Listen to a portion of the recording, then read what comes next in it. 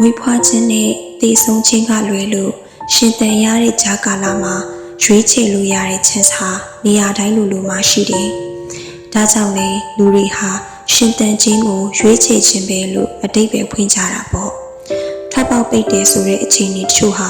တင်ကိုယ်တိုင်ကပြတ်သားဖို့ကြောင်းရွံ့နေတာမျိုးအာနာနေတာမျိုးတွေကြောင့်ရွေးချယ်ဖို့အတွက်မမြင်နိုင်တာပါ။အဲ့ဒါကြောင့်လည်းပဲတချို့အရာတွေကပြဿနာတွေဖြစ်စေတယ်။နာကျင်စေတယ်၊ပင်ပန်းစေတယ်။တိကျတွေးကြည့်ပါ။တင်ကြုံတွေ့နေရတဲ့တချို့အခက်အခဲတွေဟာ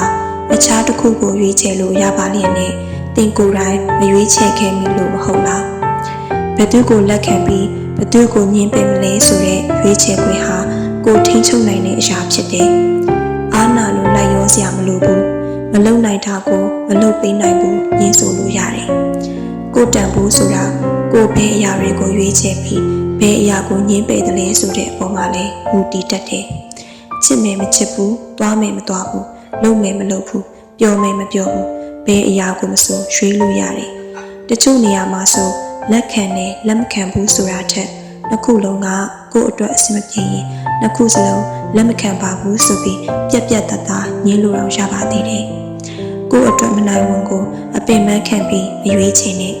ကိုဘဝကိုပိုင်နဲ့ကိုဘဝရဲ့ဝင်လာမယ့်အရာတွေကိုကိုယ်တိုင်ရွေးချယ်လို့ရပါတယ်။